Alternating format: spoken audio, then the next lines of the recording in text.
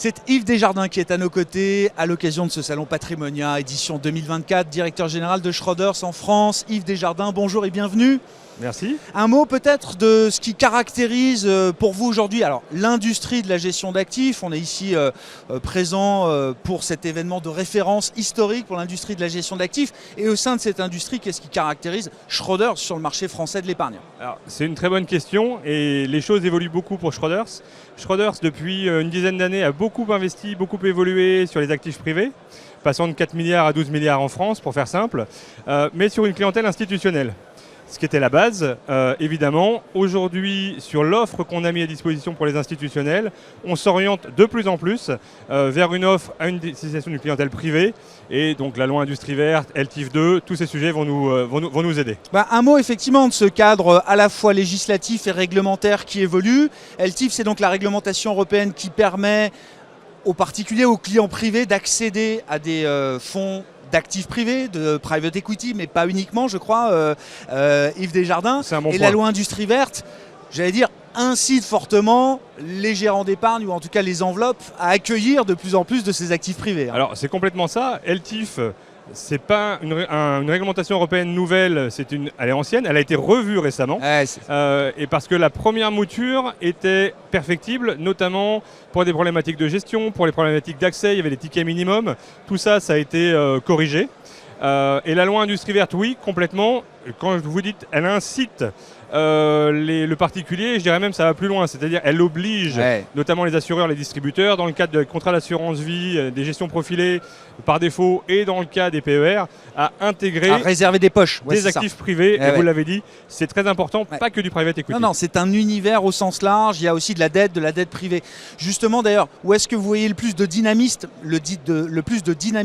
dans cet univers des actifs privés aujourd'hui sur ce marché français en l'occurrence? Alors forcément, on est biaisé parce qu'on voit le dynamisme, c'est un effet un peu autoréalisateur, c'est-à-dire qu'on pense que le marché du private equity et de l'immobilier, en l'occurrence, qui sont les deux grosses autres classes d'actifs, est très mature, très mûr en France. Il y a beaucoup d'offres, alors qu'ils ne sont pas LTIF, mais avant le devenir, c'est pas un sujet. La dette privée, c'est beaucoup plus confidentiel. Il y a eu quelques acteurs qui en ont fait avec des partenaires spécifiques, mais ce n'est pas très, très généralisé. Et le cadre réglementaire, la loi Industrie Verte, a permis d'ouvrir aussi, en dehors de l'obligation qui est faite aux assureurs, a permis d'ouvrir les véhicules à une clientèle de non professionnels, une clientèle de particuliers. Et comme nous, on a de la dette infrastructure chez Schroders à Paris depuis 10 ans maintenant, c'est évidemment là, sur cet actif-là, qu'on investit et qu'on évolue. Comment on adapte cet univers d'investissement, vous le disiez vous-même, au départ réservé à la clientèle institutionnelle, à cet univers de la clientèle privée? Est-ce qu'il y a des freins à lever? Quelles sont les questions peut-être qu'un client privé pose, que le client institutionnel ne pose pas? Et où est-ce que la demande du client privé se situe aujourd'hui précisément? Alors comment on l'adapte? Si je fais une réponse très courte, je vais la développer quand même, mais si je fais une réponse très courte, on ne l'adapte pas.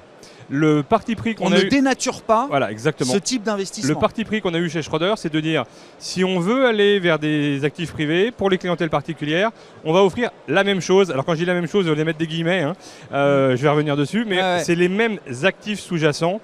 On ne va pas aller sourcer des actifs qui ne sont pas assez bons pour des instituts en se disant, c'est pas grave, on a du particulier, on va leur donner. J'entends. Non, parce que si on fait ça, en termes de, Schroders, c'est une maison qui a 220 ans, c'est une maison familiale, c'est pas dans l'ADN. Mais si on fait ça, en plus, on risque de tuer, je dirais, le marché devant nous. Donc, on ne change pas les actifs, on change évidemment la façon de faire un tout petit peu, puisque c'est des actifs semi-liquides. Nous, on va lancer un fonds Evergreen, donc il faut créer des poches de liquidité. Et qui dit créer poches de liquidité, dit aussi avoir un fonds qui n'est pas 100% actif privé. Et là, LTIF, c'est très intéressant, parce que LTIF a permis de modifier pas mal de choses, et on peut en discuter, mais finalement le poids qu'on aura en actifs liquides, en cash, sera aux alentours de 10%, pas plus. D'accord. Donc quand même des stratégies et des fonds qui sont pleinement investis dans cet univers, c'est ça le but. Si c'est pour garder 30 ou 40% de liquidité, en fait, ça n'a plus tellement de sens à l'arrivée, j'imagine. Oui, complètement. En fait, je ne suis pas là pour faire le procès du private equity parfois, mais c'est vrai qu'entre la promesse de départ, la J-curve, la fameuse courbe en J, donc la vitesse à laquelle vous allez déployer des actifs, les remboursements, le cash nécessaire, finalement, parfois, le résultat final est pas mauvais, mais un peu éloigné de la promesse de départ. Nous, on s'est dit, essayons de bâtir la promesse en se disant, on va avoir 20% d'actifs liquides, dont une partie, ça va être intéressant, peuvent être les coupons et les remboursements à venir sur les obligations, ce que vous ne pouvez pas faire en equity, et donc avoir 10-12% de cash réellement. Donc en fait, l'effet dilutif sur la performance ne devrait pas être là. Il y a une question à laquelle je n'ai pas répondu, vous m'avez dit comment est-ce qu'on communique avec les particuliers. Je pense qu'il y a un effort à faire chez nous dans le verbe, dans arrêter de jargonner, arrêter d'employer des acronymes. Par contre, moi je considère qu'un particulier est moins sachant, oui, mais pas moins capable de comprendre qu'un institutionnel. Donc expliquons simplement. Expliquons quand on fait de la dette infrastructure, c'est pas compliqué, on vient financer des projets existants ou des projets futurs, nous c'est plutôt des projets existants, ce qu'on appelle du brownfield, pour jargonner un peu.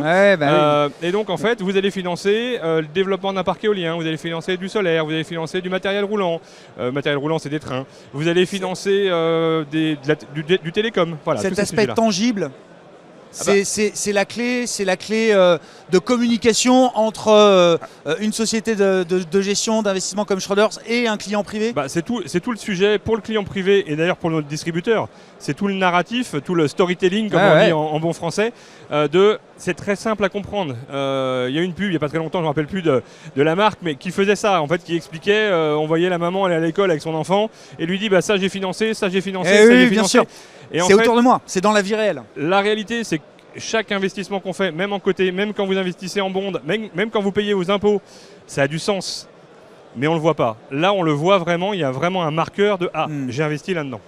Comment vous voyez le marché se développer en France? Vous disiez tout à l'heure, le capital investissement est déjà assez mature.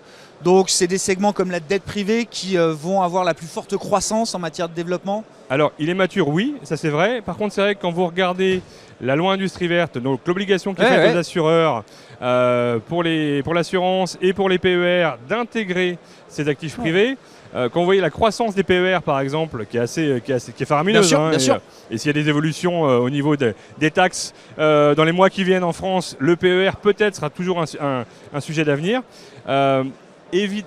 Évidemment que ça va être porteur, évidemment que ça va être porteur pour tout le monde, pour l'immobilier, pour le private equity, mais on pense que la dette, de la dette infra, mais de la dette privée de façon générale, va porter beaucoup. Pourquoi ça va porter beaucoup? Parce qu'à la fin, vous avez une meilleure certitude des cash flows. Vous avez, si vous faites de la gestion profilée, que vous êtes assureur, vous savez que votre actif va vous payer. Là, nous, ce qu'on regarde aujourd'hui, c'est un fonds qui va être entre 6 et 7% de rendement net au client final. C'est déjà pas mal. Bien sûr. Oui, ça offre de la visibilité. Merci beaucoup Yves. Yves Desjardins, directeur général de Schroders en France, qui était avec nous dans Smart Bourse à l'occasion de ce salon patrimonial 2024. Merci à vous.